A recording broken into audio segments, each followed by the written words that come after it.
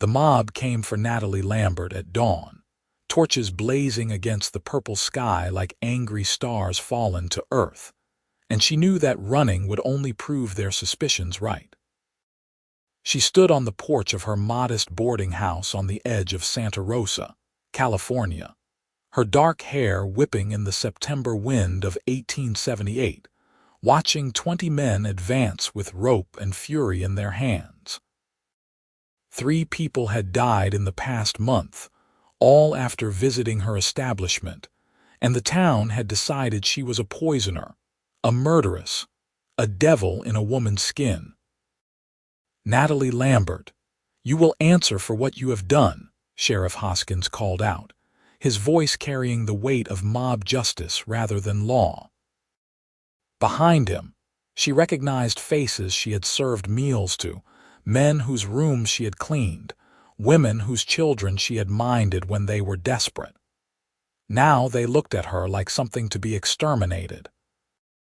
"I have done nothing," she said, keeping her voice steady even as her heart hammered against her ribs. "I would never harm anyone." "Thomas Mitchell died 2 days after eating your stew," shouted Martha Green, the baker's wife. "Before that, Sarah Collins took ill right after drinking your tea and never woke up. And poor Benjamin Drake, dead in his bed after staying just 1 night under your roof. Those deaths are terrible, and I grieve for every soul lost," Natalie said, her hands gripping the porch railing. "But I am not responsible. I have fed hundreds of people, housed dozens. Why would only 3 fall ill?" "Poison does not have to touch everyone to prove its source," the sheriff said grimly. "You were the common thread. That is enough." A rider burst through the crowd then, scattering men and women aside with the powerful stride of a bay stallion. The cowboy who dismounted moved with the confidence of someone who had faced down worse than an angry mob. He was tall, broad-shouldered, with sun-darkened skin and eyes the color of whiskey in firelight. Dust covered his worn leather vest and dark trousers, and a marshal's badge glinted on his chest. "This mob is dismissed," he said, his voice cutting through the murmurs like a blade. "I am Deputy Marshal Dawson Kane, and I am here on official business regarding these deaths." Sheriff Hoskins bristled. "This is a local matter, Marshal. We do not need territorial interference. 3 suspicious deaths in 1 month makes it a territorial matter," Dawson said flatly. "Especially when you are about to hang a woman without trial or evidence. Now I said disperse, and I meant it." The authority in his voice, combined with the reputation that preceded any man wearing a marshal's badge, made the crowd hesitate. Slowly, reluctantly, they began to back away, though the hatred in their eyes remained fixed on Natalie. When the last of them had retreated down the dusty main street of Santa Rosa, Dawson turned to face her. Up close, she could see the exhaustion etched into the lines around his eyes, the stubble darkening his jaw, but also an intelligence that made her think he might actually listen. "Thank you," she managed. "They would have killed me." "They still might if I do not find the truth," he said bluntly. "I need to ask you questions, Miss Lambert, and I need honest answers."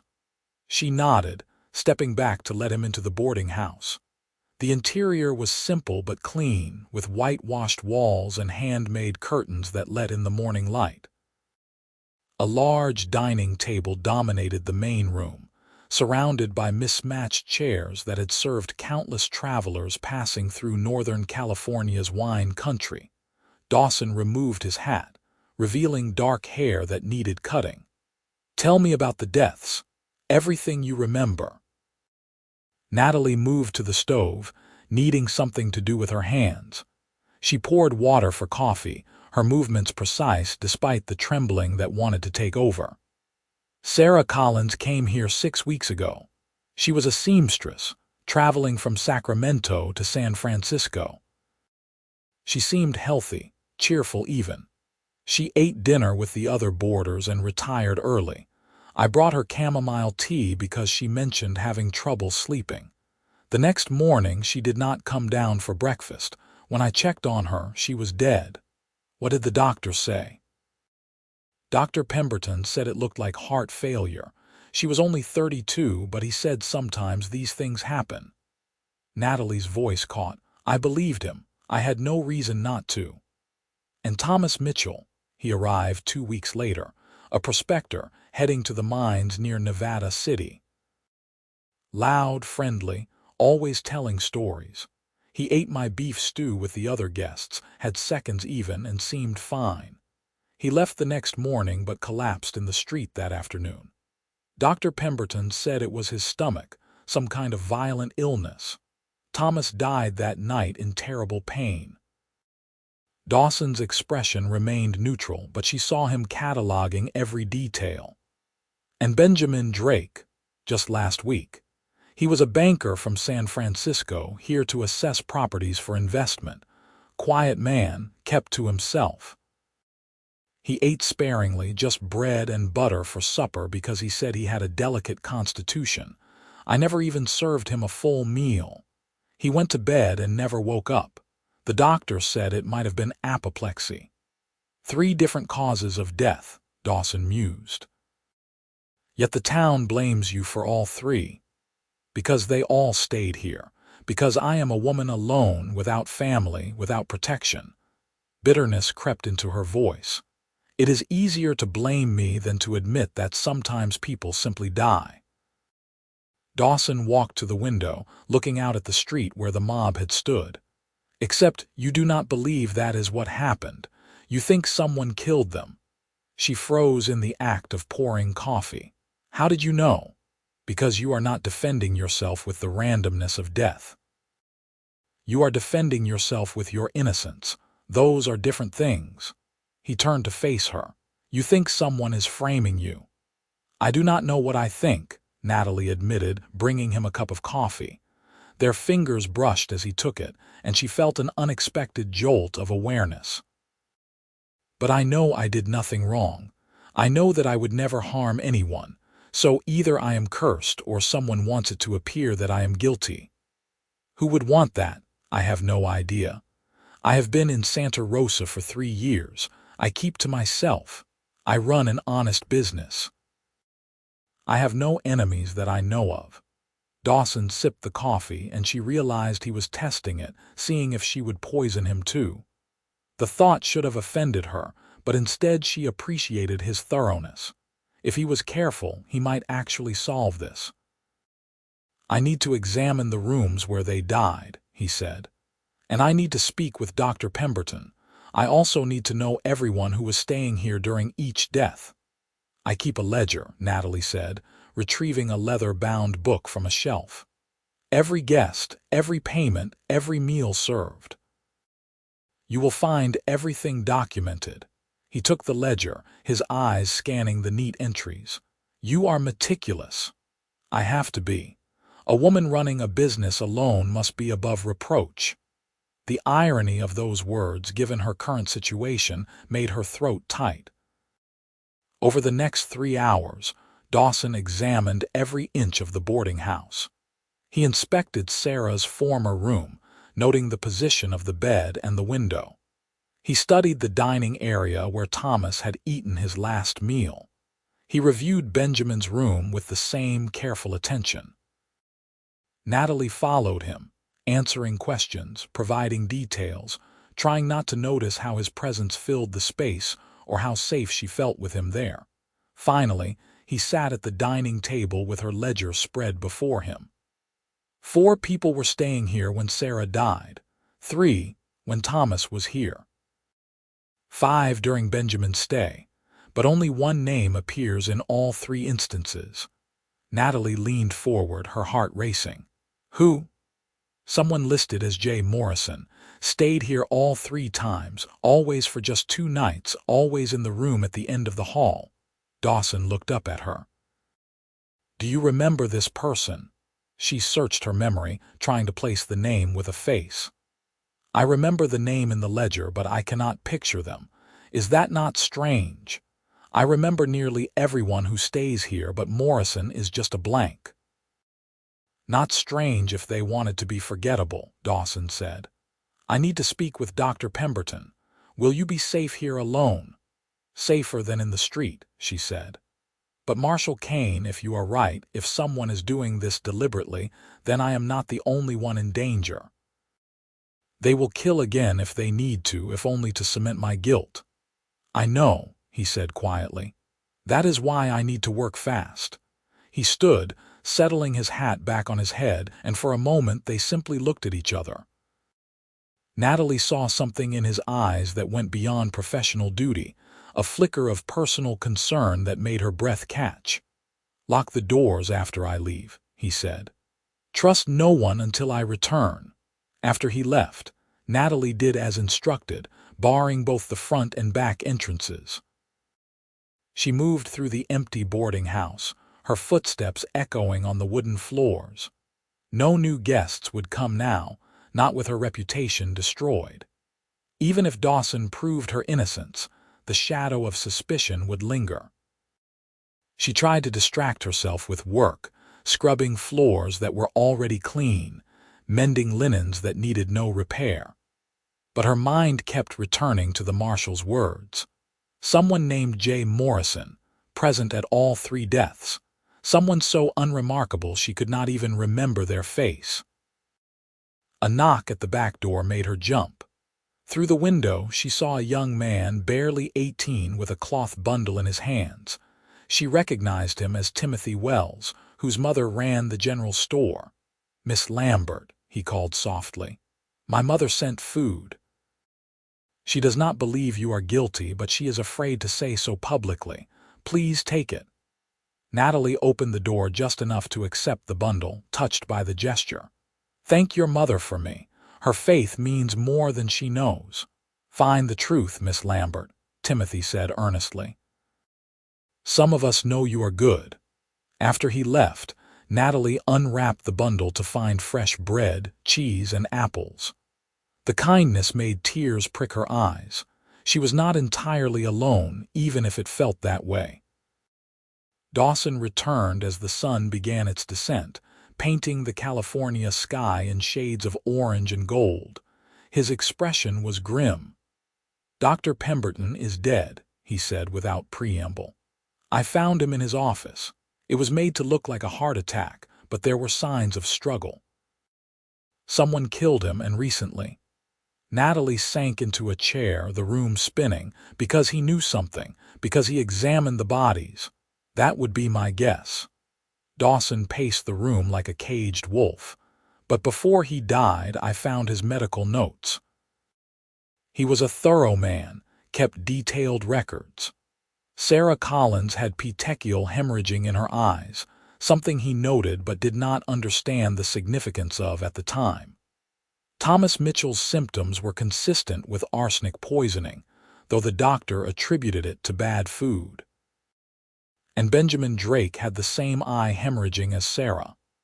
What does that mean? It means they were smothered, at least Sarah and Benjamin were, suffocated in their sleep. The petechiae are broken blood vessels, a classic sign. Thomas was different, actually poisoned, perhaps to vary the method and confuse the investigation. Natalie felt ice flood her veins. Someone was in my house in those rooms killing people while they slept, and I never heard a thing. "You were supposed to be blamed from the start," Dawson said. "That is why the methods varied. To make it look like you were experimenting, trying different poisons and techniques. But the killer made mistakes. They chose victims who had nothing in common except staying here. They did not count on someone examining the deaths closely." J. Morrison, Natalie said. "They were here each time in the room at the end of the hall. That room shares a wall with the water closet. If someone went to the privy in the night, Morrison could slip into another room unseen." "Show me the layout," Dawson commanded. She led him upstairs, pointing out the arrangement of rooms. The hall ran straight, with 5 bedrooms opening off it. The water closet was near the middle. And Morrison's usual room was indeed positioned perfectly to access the others without being seen from the stairs. "This was planned carefully," Dawson said. "Morrison books the strategic room, waits for other guests to arrive, chooses victims who will not be missed immediately. Sarah was traveling alone. Thomas was a drifter. Benjamin was here on business with no family in town. The killer selected carefully." "But why? Why kill these people just to frame me?" Dawson turned to her, and in the fading light his face was all hard angles and shadows. "That is what we need to determine. Tell me, Natalie, who benefits from your destruction? Who wants your property, your business, your life ruined?" She shook her head helplessly. "I have so little. The boarding house barely profits. I have no land of value, no wealth to speak of. I am no threat to anyone." "Then maybe it is not about what you have. Maybe it is about who you are." Before she could respond, glass shattered downstairs. They both froze. Then Dawson drew his revolver and moved toward the stairs. Natalie grabbed a heavy candlestick and followed, ignoring his gesture to stay back. A rock lay amid the broken window glass, wrapped in paper. Dawson picked it up carefully, unfolding the message. In crude letters it read, "Leave town or burn." "They are getting impatient," he said. "The mob wants blood, and if they cannot get it legally, they will take it anyway." "I will not run," Natalie said, though fear made her voice shake. "Running makes me look guilty. Staying might get you killed." "Then find the killer before that happens, Marshal." Their eyes met, and something passed between them, an understanding born of shared danger and mutual respect. Dawson nodded slowly. "I will stay here tonight," he said. "If Morrison returns, if anyone tries to harm you, I will be ready." They spent the evening piecing together what they knew. Dawson spread Dr. Pemberton's notes across the dining table, comparing symptoms and timelines. Natalie provided details about the boarding house operations, trying to remember anything unusual about the mysterious guest. "Morrison paid in cash each time," she noted, reviewing her ledger. "Never wanted meals included, always declined service. Claimed to be a traveling salesman, but I never saw samples or cases." "Because selling was never the purpose," Dawson said. "The stays were too short." "Morrison came to kill, then left before suspicion could form." "But the doctor's death changes things," Natalie realized. "That was sloppy, rushed. Morrison is worried you are getting close." "Good. Worried people make mistakes." As night fell, Dawson insisted Natalie rest while he kept watch. She retreated to her own small room at the back of the house, but sleep was impossible. She lay atop the covers, still dressed, listening to the old building settle and creak. Somewhere out there was a killer who had methodically destroyed her life, and she did not even know why. Around midnight she heard it, the soft scrape of the back door opening. She had locked it, she was certain, but the sound was unmistakable.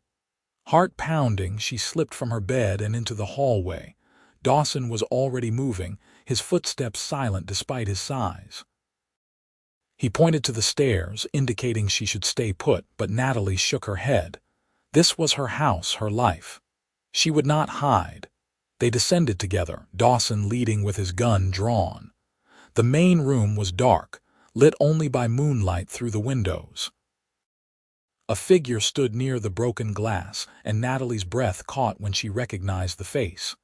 "Sheriff Hoskins," Dawson said coldly. "Breaking and entering is a crime, even for you." The sheriff whirled, his hand moving toward his weapon, but Dawson was faster. "I would not if I were you. I am already looking for reasons to arrest you for organizing that mob." Hoskins' face twisted with rage and something else, something that looked like desperation. "You do not understand, Marshal. That woman is dangerous. She needs to hang. For crimes she did not commit." Dawson moved closer, his gun steady. "I know about Jay Morrison. I know the deaths were murders, carefully staged.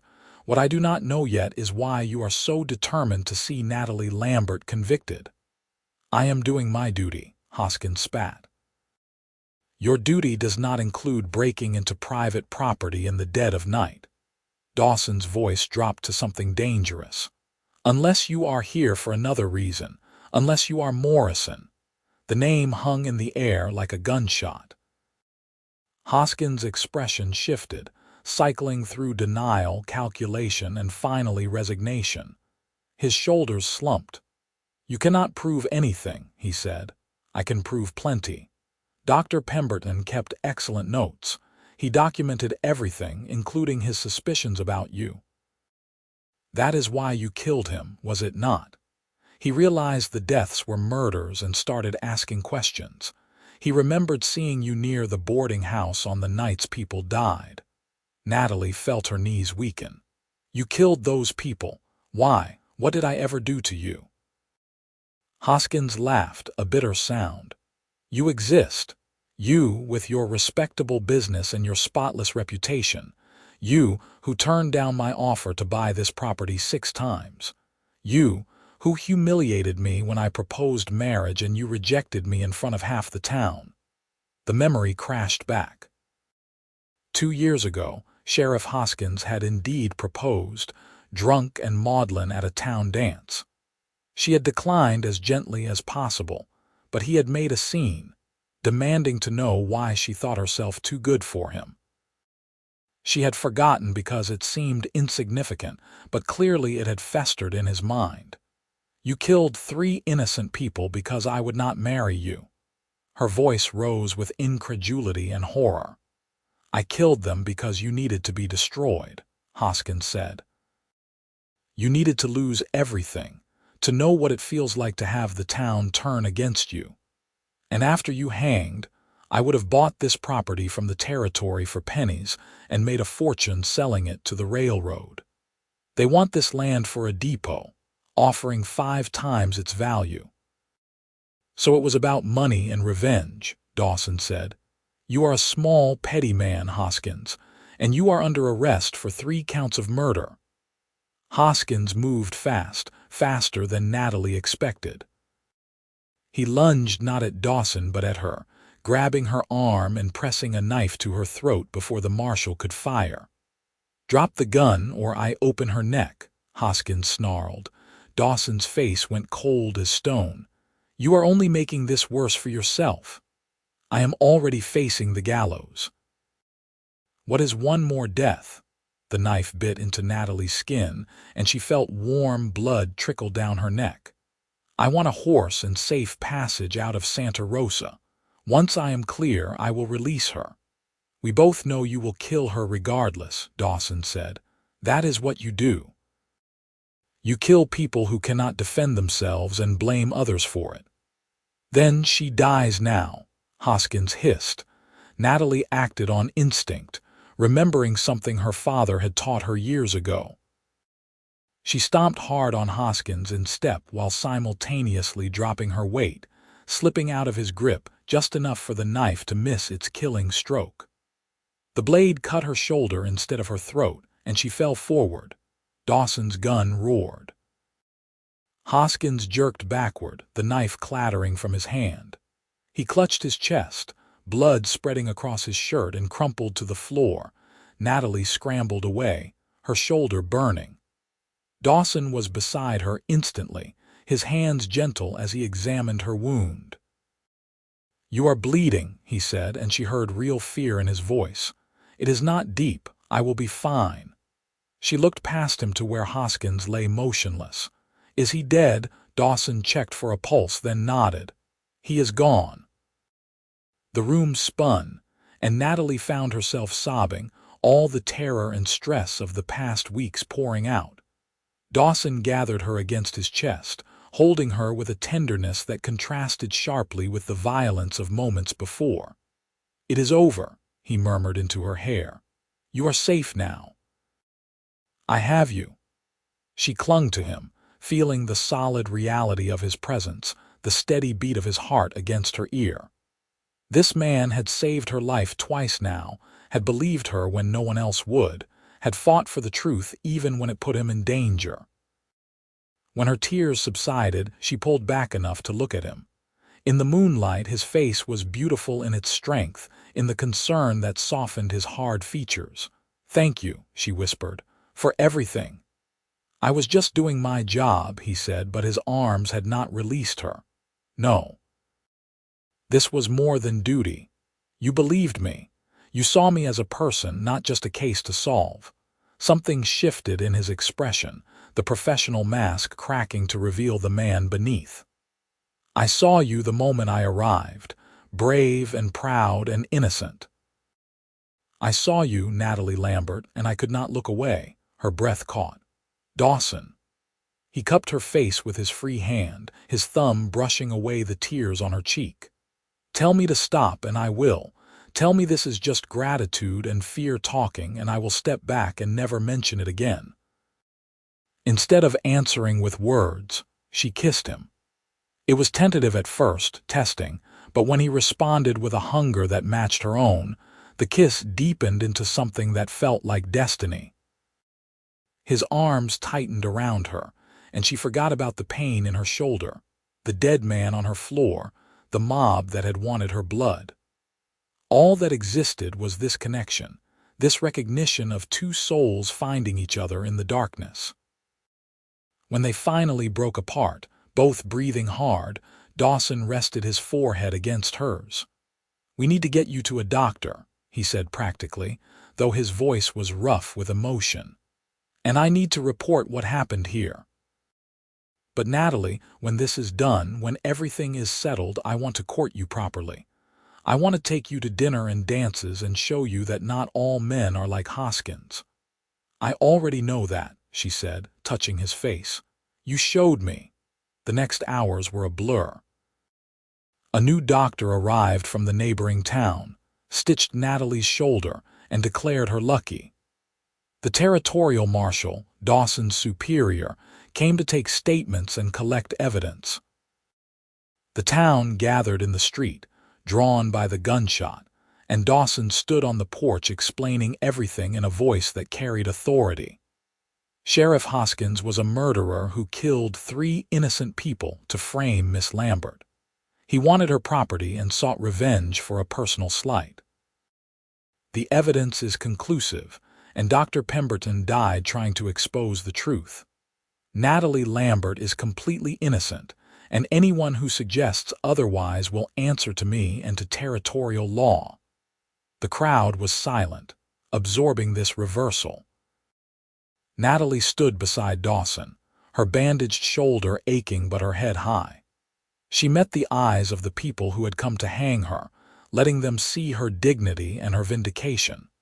Martha Green, the baker's wife who had been so quick to accuse, stepped forward hesitantly. "Miss Lambert, I owe you the deepest apology. We were wrong, so terribly wrong. I do not expect forgiveness, but please know I am ashamed of my actions." One by one, others echoed her sentiments, not everyone, but enough. Natalie accepted their words with grace, understanding that fear had driven them as much as hatred. Hoskins had manipulated the entire town, and they had been his unwitting accomplices. As dawn broke over Santa Rosa, painting the sky in shades of pink and gold, the territorial marshal finally finished his investigation. He shook Dawson's hand and tipped his hat to Natalie. "You did fine work here, Deputy Kane. The territory appreciates your service." He glanced between them with knowing eyes.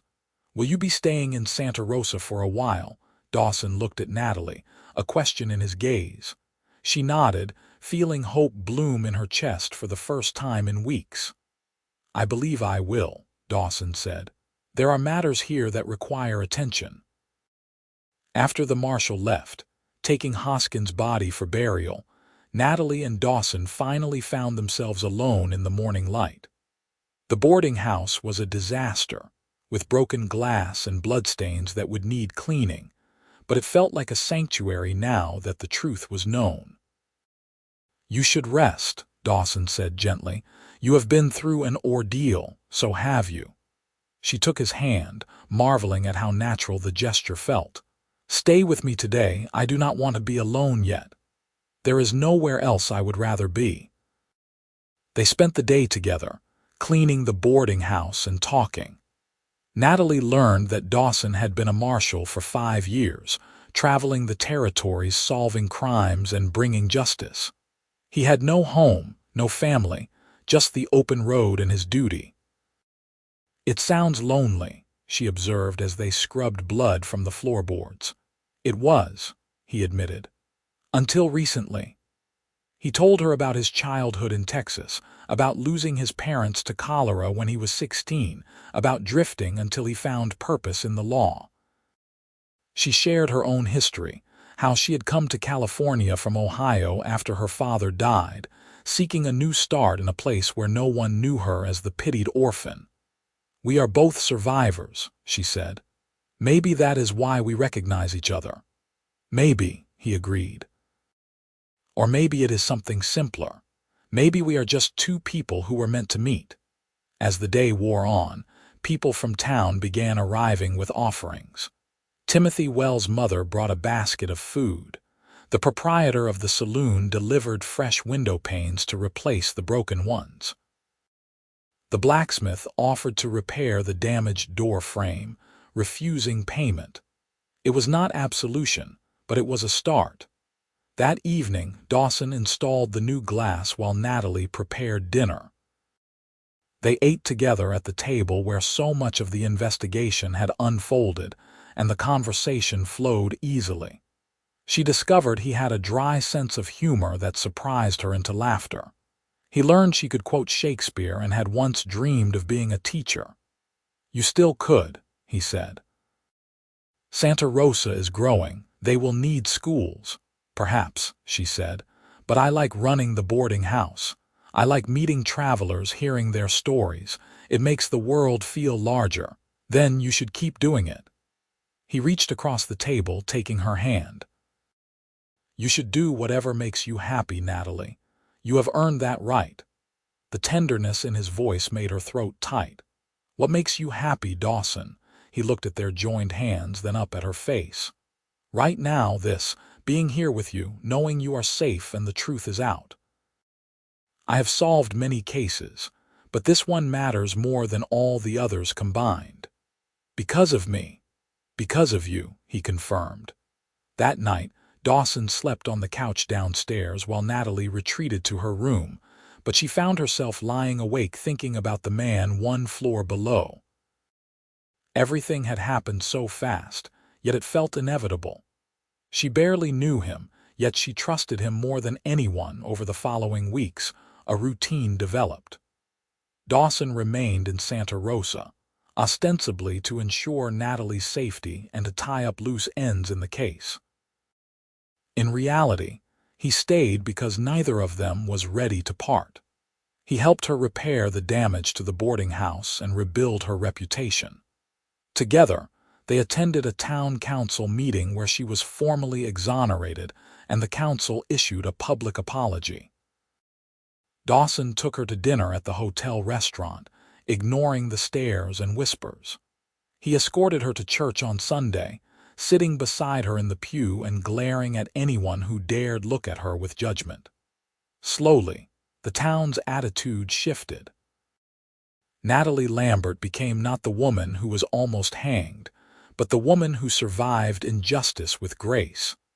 And Dawson Kane became the marshal who loved her. Neither of them had spoken the word aloud yet, but it hung between them like a promise. Natalie felt it when he looked at her, saw it in the way he found excuses to touch her hand or stand close. She knew she felt the same, this growing certainty that he was the person she had been waiting for without knowing it. One evening, 2 months after Hoskins' death, they walked along the creek that ran behind the boarding house. The California autumn was mild, the air scented with dying grass and distant wood smoke. Dawson had been quiet all day, and Natalie sensed something weighing on him. "What is troubling you?" she asked finally. He stopped walking, turning to face her. The The setting sun gilded his features, making him look like something from a storybook hero come to life. "I received a telegram today," he said, "from the territorial marshal. There is a case in Nevada that needs attention. A robbery, possibly murder. They want me to investigate." Natalie's heart sank. "When do you leave?" "That is the question I have been asking myself all day." He took both her hands in his. "Because leaving you feels impossible. These past weeks have been the happiest of my life. Waking up knowing I will see you, spending my days with you, falling asleep thinking about you. I do not want to lose that." "Then do not go," she said, even though she knew it was not that simple. "Being a marshal is who I am. It is what I am good at. But Natalie, you are who I want to be with. You are the future I never let myself imagine." He drew a shaky breath. "Come with me," she stared at him. "What? Come with me to Nevada? As my wife?" He released one of her hands to pull a small box from his pocket. Inside was a simple gold band with a single small diamond. "I know this is fast. I know we have not courted long, but I am certain of you. I want to spend my life protecting you, cherishing you, loving you. Marry me, Natalie. Say yes and make me the happiest man alive." Tears blurred her vision. "But my boarding house, my life here. We can come back between cases. We can make Santa Rosa our home base. Or you can stay here and I will return as often as possible. Or we can sell the boarding house and start fresh somewhere new. I do not care about the logistics, Natalie. I only care about you." She looked at this man who had saved her life and stolen her heart, this strong, honorable, beautiful man who was offering her everything. The answer was so obvious it made her laugh through her tears. "Yes," she said. "Yes, I will marry you. Today, tomorrow, whenever you want. I love you, Dawson Kane." He swept her into his arms, lifting her off the ground and spinning her around. When he set her down, he kissed her with a passion that made her forget everything except the feel of him, the taste of him, the certainty that this was right. They were married 3 days later by the local minister, with half the town in attendance. Natalie wore a simple white dress that the seamstress made in 2 days, working through the night. Dawson wore his best suit, his marshal's badge polished to a shine. Timothy Wells stood up as witness, proud to be part of the ceremony. Martha Green cried happy tears and apologized again, and Natalie embraced her, letting go of the bitterness. The wedding was small but joyful, and when Dawson kissed his bride, the gathered crowd erupted in applause. Natalie felt the weight of the past months lift away, replaced by a lightness that made her feel like she could float. They spent their wedding night in the boarding house that had brought them together, in the room that Natalie had made her own. Dawson was gentle and patient, aware of her inexperience, and what passed between them was tender and profound. Afterward, wrapped in his arms, Natalie marveled at how her life had transformed. "I thought I would die alone," she whispered into the darkness. "Blamed for crimes I did not commit, hanged by a mob. Now I am here with you and it feels like a dream." "If it is a dream, I never want to wake," Dawson murmured against her hair. "You are mine now, Natalie Kane, and I am yours. Nothing will ever separate us." They stayed in Santa Rosa for another week, settling affairs and preparing for the journey to Nevada. Natalie decided to keep the boarding house, hiring a manager to run it in her absence. The income would provide security, and it gave them a place to return to when Dawson's work permitted. The trip to Nevada took them through rugged terrain, but Natalie loved every moment. She had never traveled beyond California, and seeing new vistas filled her with wonder. Dawson proved to be an excellent companion, pointing out landmarks and telling stories of his previous travels. At night, they camped under stars so bright they seemed close enough to touch, and made love with the freedom of people who had claimed each other completely. The case in Nevada was complex, involving a gang of train robbers who had killed a guard during a heist. Dawson worked tirelessly, tracking leads and interviewing witnesses. Natalie helped where she could, her sharp mind and attention to detail proving invaluable. Together, they identified the culprits and helped the local sheriff make arrests. The head of the gang tried to shoot Dawson during the capture, but Natalie saw it coming and shouted a warning that saved his life. "We make a good team," Dawson said that night, holding her close. "In every way." They spent 6 months traveling between cases, helping to bring justice across the Western Territories. Natalie learned to shoot, to ride hard, to camp rough. She also learned to stand beside her husband as he faced dangerous men and difficult situations. Dawson never tried to shelter her or treat her as fragile. He respected her strength, valued her opinions, and loved her with an intensity that never faded. Between assignments, they returned to Santa Rosa. The boarding house thrived under new management, and the town had fully embraced Natalie's innocence. She was greeted with warmth and respect, and her friendship with Martha Green deepened into something genuine. Dawson became a fixture in the community, respected for his integrity and his devotion to his wife. A year after their marriage, Natalie discovered she was pregnant. The news filled them both with joy and terror in equal measure. Dawson immediately declared he would resign from the Marshal Service, unwilling to risk leaving Natalie widowed with a child. "You will do no such thing," she said firmly. "You love your work and you are good at it. We will manage." "I love you more than any job," he insisted. "You and this baby are my priority." They compromised. Dawson took fewer cases, focusing on assignments closer to home. When Natalie was too far along to travel comfortably, she stayed in Santa Rosa, surrounded by friends who had become family. Dawson completed one final case and returned a month before the baby was due. Their son was born on a warm July evening in 1880, with Martha Green serving as midwife. The labor was long and difficult, and Dawson paced the downstairs like a caged animal until Martha finally called him up to meet his child. When he saw Natalie, exhausted but radiant, holding their newborn son, Dawson wept openly. He gathered them both into his arms, overwhelmed by gratitude and love. "He is perfect," Natalie whispered, "just like his father." They named him Daniel after Dawson's father. The baby had his mother's dark hair and his father's strong features, and from the moment he entered the world, he was adored. Fatherhood transformed Dawson in ways he had not anticipated. The restlessness that had driven him for years faded, replaced by contentment. He took a position as the official marshal for the Santa Rosa region, working from home and only traveling when absolutely necessary.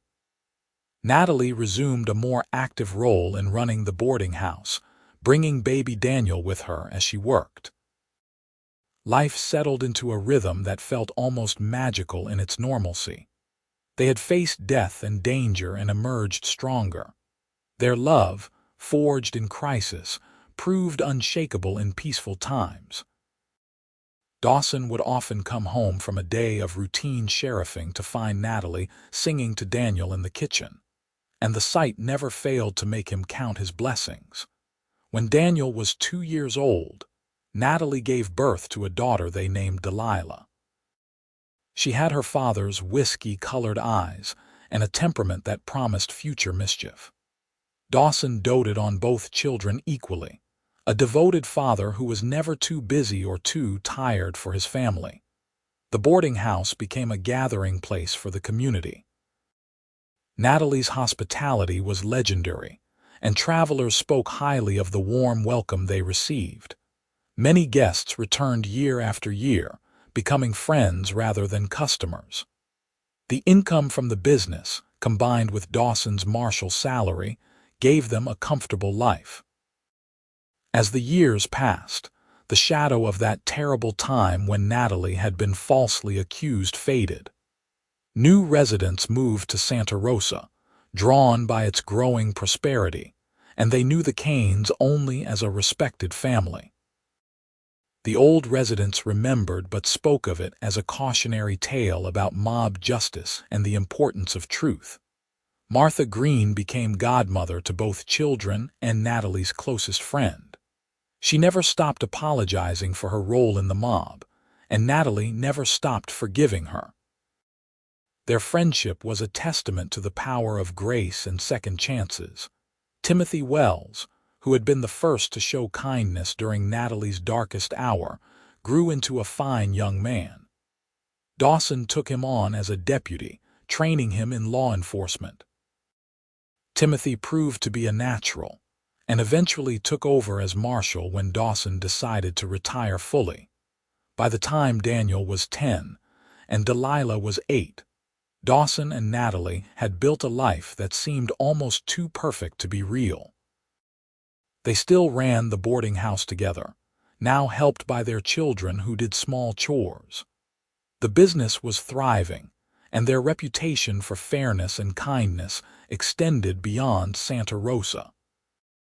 One evening, as they sat on the porch watching the sunset paint the California sky, Dawson pulled Natalie close. "You ever think about how different things could have been?" he asked.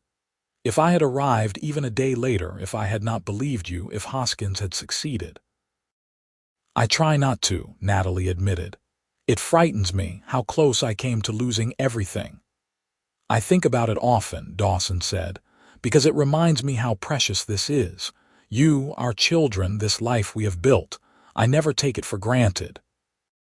Natalie turned to kiss him, this man who had been her salvation and her partner for over a decade.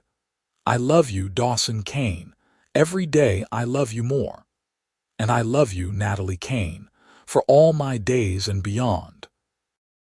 Inside, they could hear Daniel and Delilah arguing over a board game, their voices rising in mock indignation. Dawson chuckled. "We should probably intervene before they destroy the house." "Give them a minute," Natalie said. "They will work it out.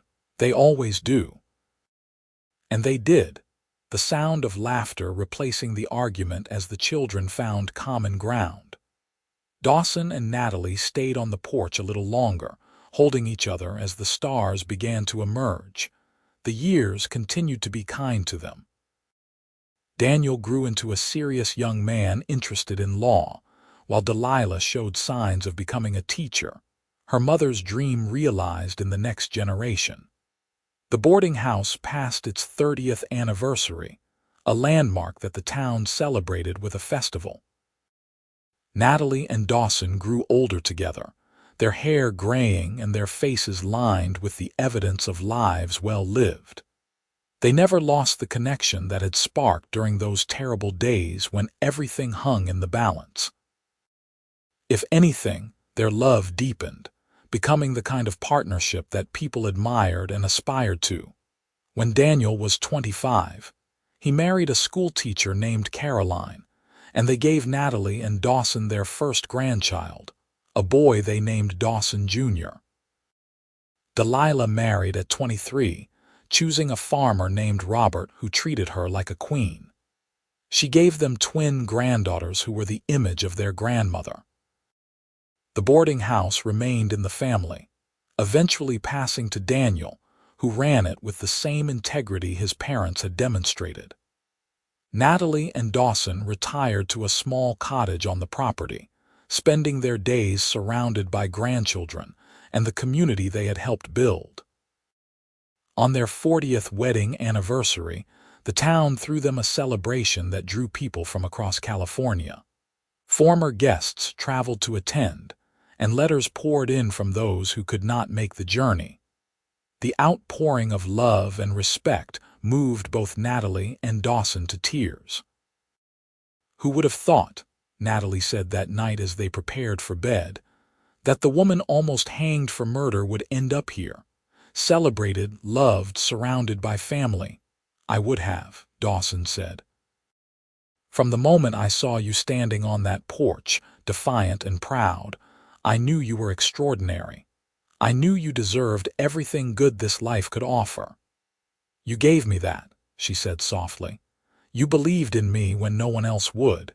You saved my life and then showed me how to truly live it. He drew her into his arms, and even after 40 years, the embrace felt like coming home. We saved each other, my love, and I would do it all again in a heartbeat. They fell asleep as they had for decades, wrapped around each other. Two souls that had found their perfect match in the chaos of a Wild West town, where justice had almost failed but love had prevailed. As dawn broke over Santa Rosa the next morning, bringing with it the promise of another beautiful California day, Natalie woke to find Dawson already awake, watching her with the same tender expression he had worn on their wedding day. "What are you thinking?" she asked, her voice still rough with sleep. "That I am the luckiest man who ever lived," he said simply. "That loving you has been the greatest adventure of my life. That if I could go back and choose any path, I would choose this one, every single time." She smiled, reaching up to touch his face, feeling the familiar contours she had memorized over 40 years of mornings just like this one. "The feeling is entirely mutual, Marshal Kane." He laughed at the old title, then kissed her with the passion of a much younger man. Outside, they could hear their grandchildren arriving for breakfast, their excited voices carrying through the cottage walls. Inside, two people who had survived the worst and built the best continued to choose each other, as they had every day since that September morning in 1878 when fate had brought them together. The boarding house stood solid and welcoming on the edge of Santa Rosa, a testament to perseverance and truth. The town thrived, having learned hard lessons about justice and judgment. And at the heart of it all, Natalie and Dawson Kane lived there happily ever after, proving that love could indeed conquer all, even in the wild and unforgiving West. Their story became legend in Santa Rosa, passed down through generations. The tale of how Marshal Dawson Kane had arrived just in time to save an innocent woman, solved a series of murders, and won the heart of the woman he rescued. Children grew up hearing how love and justice had triumphed over hatred and lies. The boarding house became a historical landmark, preserved by the family and eventually by the state. In their later years, Natalie and Dawson would sit on their porch and watch the world change around them. The Wild West they had known slowly gave way to modernity, but some things remained constant.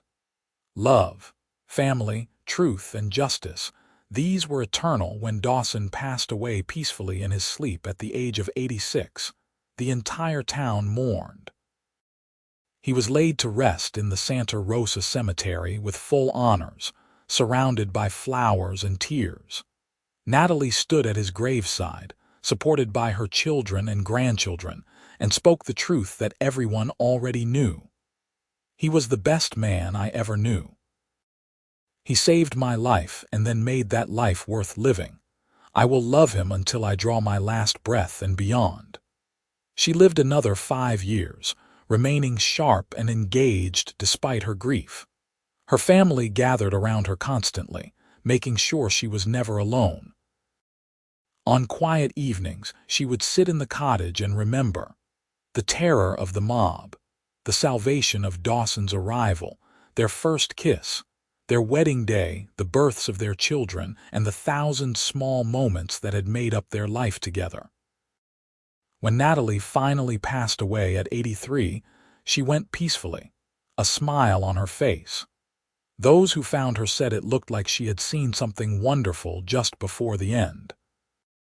The town gave her a funeral that matched Dawson's, recognizing her as the matriarch who had helped shape Santa Rosa into a place of justice and compassion.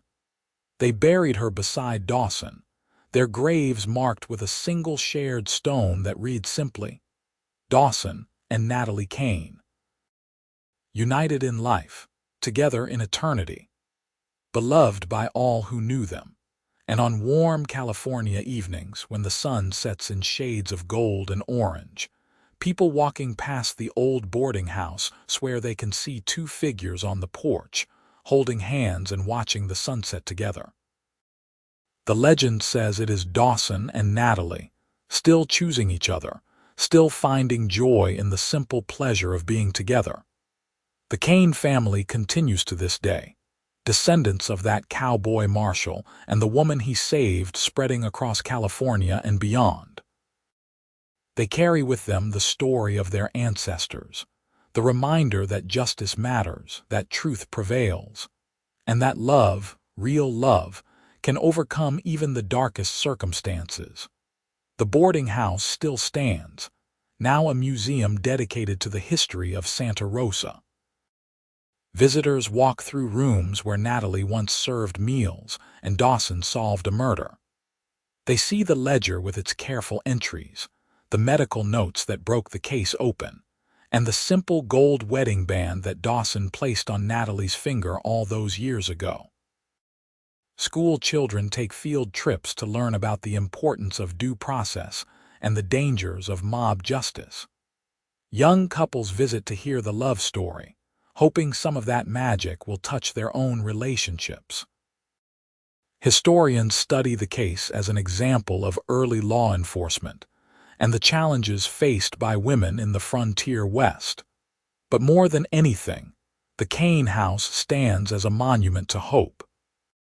It reminds everyone who enters that darkness can be overcome, that false accusations can be disproven, that justice exists for those brave enough to seek it, and that love, real and true and deep, can be found even in the most unlikely circumstances. The people of Santa Rosa never forgot the lesson they learned that terrible September when they almost hanged an innocent woman. They passed down the story, making sure each new generation understood the importance of evidence over emotion, truth over fear, and compassion over condemnation.